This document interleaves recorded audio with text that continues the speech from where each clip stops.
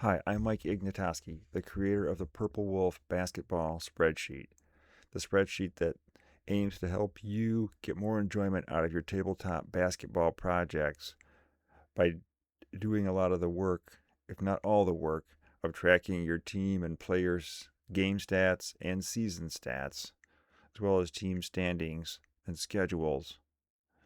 By doing that, you'll get more time to play your games, have more fun, and maybe take on projects that you wouldn't otherwise take on. In this video, I want to cover what I would suggest or recommend as a getting started roadmap for the PurpleWolf basketball spreadsheet. This is not a live demonstration of the spreadsheet, but strictly kind of a PowerPoint presentation format of what I think is a good way to get started using the spreadsheet. And here it is in 11 steps here. I'm not going to go through it all here, but because I'll have a slide for each one. But basically, it starts with, watching a basic video and then ending with starting to play games with your project. So step one I recommend is to watch go to YouTube, and there's a PurpleWolf basketball spreadsheet overview video series. There are 4 videos in that series, but I would recommend watching the first one, and that should give you a good idea of whether the spreadsheet could even work for you and your project. Whether it'll kind of go over the requirements of the spreadsheet and just give you an overall idea of could this work. It doesn't mean you have to decide yes or no there, but it may be enough for you to at least figure out whether it's worth pursuing or not. Step 2 would be, if you think it may be worth pursuing, is get the latest copies of the PurpleWolf spreadsheet, which is an Excel file, and the accompanying PurpleWolf basketball reference helper data Excel file, which is a mouthful. Maybe I'll just call it the basketball reference helper file, but in general, it has all the historical data in it that PurpleWolf spreadsheet uses to make creating historical based projects very easy. So if you want to get the spreadsheet, you're going to have to join the Facebook group to get those files. That's the only place they're available. And if you're not sure how to do that, I did create another video that's specifically on how to get the PurpleWolf basketball spreadsheet, and that goes through the details of what you need to do to get the files. Step 3 is watch the remaining overview videos in that 4-part series. They're pretty detailed. They're about a half an hour plus each, and I think they contain a wealth of information on how to use it and what it can do.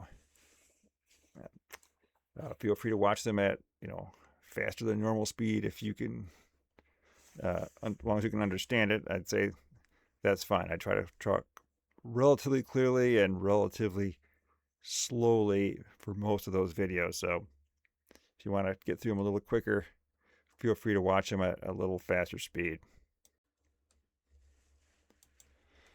Step 4 would be to use the spreadsheet to create a historical league as what I'm going to call a testing ground, or maybe a playground. But because PurpleWolf requires some type of league setup to really use it at all, you need to do this just so you can try it out. And I would say this is the best way for sure to learn the spreadsheet, is to use it. You can watch a few videos, but that isn't the same as using it, just like anything else. So even if you have an idea of what your project's going to be, and maybe it's going to require, you think, a custom league based on watching videos, I'd still recommend create a historical league first, because it's the easiest and fastest way to get started. And you'll want to just get into the spreadsheet, use it, play a part of a game or maybe a whole game, and look at the various sheets and get familiar with how it works, what it does, and just the various features and settings within the spreadsheet. I can't recommend this enough. to do instead of just diving right into your main project and then kind of getting stuck or frustrated or with some things that maybe don't work the way that you thought they did. Step 5, well, this is basically what I was just saying, I guess, is put a little more detail of things to try to get familiar with or goals as you're playing around with and learning the spreadsheet.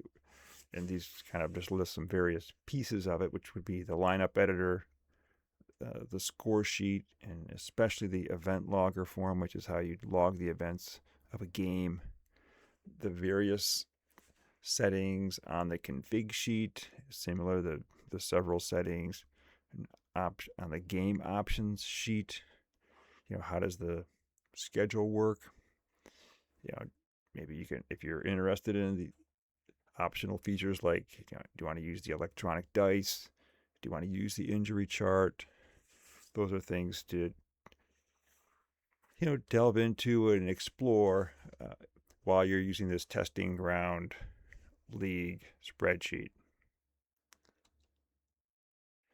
After that, hopefully you're familiar with it enough that you could decide on what your first PurpleWolf project might be.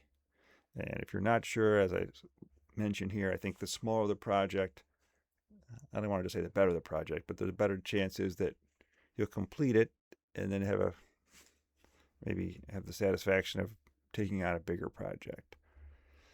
I'm not saying bigger projects are bad, but if you're not sure, I'd recommend a smaller project. Maybe just one team or maybe a 10-game project or something like that. It's possible that depending on some people's the way they work on different projects, that they have multiple projects going on at once. And that's not uncommon. But I'd say if you think you want to set up more than one project in PurpleWolf, I'd say maybe you can try to set them up. But I would definitely begin on one of them till you get a few games under your belt, and maybe you'll probably learn some things and make a few decisions that may impact your other projects. So I'd start with one before you start multiple. Just a recommendation. Step 7, watch other videos as applicable. I'm sure I'll be making more videos on different parts of this spreadsheet, and especially as new versions of the spreadsheet are released, there'll be a video that covers what are the new features in these updates. So I'd always recommend kind of watching those. Also, if some examples of videos would be, if your project requires a custom league, there's a video on how to create a custom league. If you want to track minutes, hopefully there'll be a video on just some of the details on tracking minutes played. Step 8 would be to create your PurpleWolf project league. Again, a league is required in the PurpleWolf spreadsheet to basically do anything. So it's just kind of a framework of playing a game. It needs to be on a schedule and in a league. So to do that, I'd say you want to start with a new or a clean copy of the PurpleWolf spreadsheet.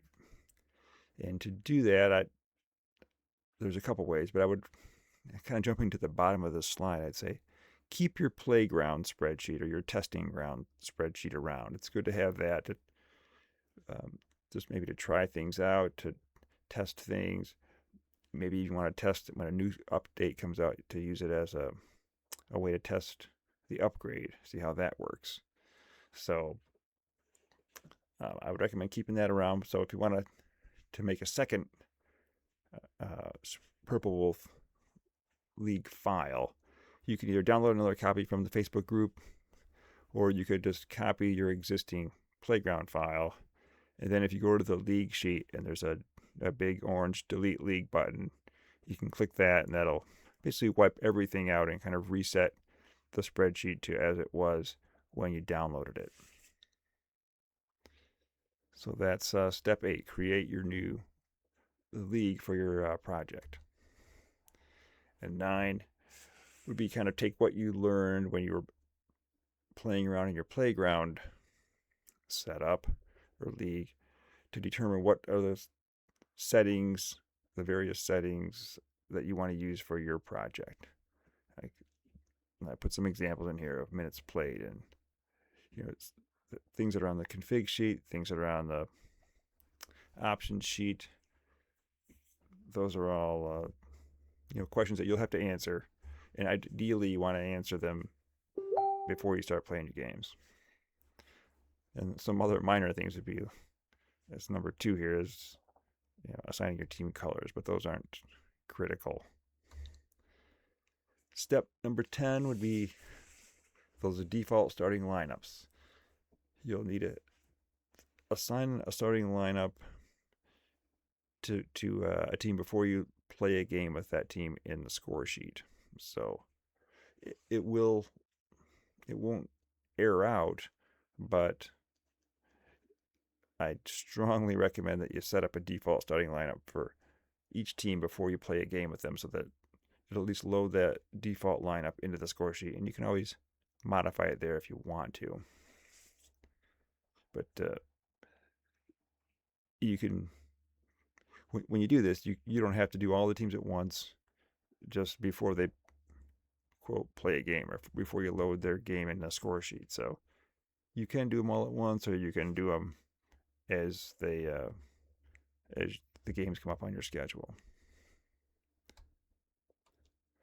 Step 11, maybe you're ready to start playing games, or if you have a custom league, you'll need to add some games to your schedule so that you can play the games. If your project is using a historical league, those already have the schedules built in, so that's what's convenient about those for sure. But if you don't, if you're in custom league, you're responsible for the schedule, so you'll need to at least add one game so you can play it, and you can add your scheduled games as you go in a custom league. But basically that wraps up my recommendation, but it's not, obviously it's totally optional what you want to do, but that's kind of a general, what I'm going to call the roadmap of how to get started with the PurpleWolf basketball spreadsheet. So again, thank you for watching. Hopefully you'll find this beneficial, and don't forget to box out.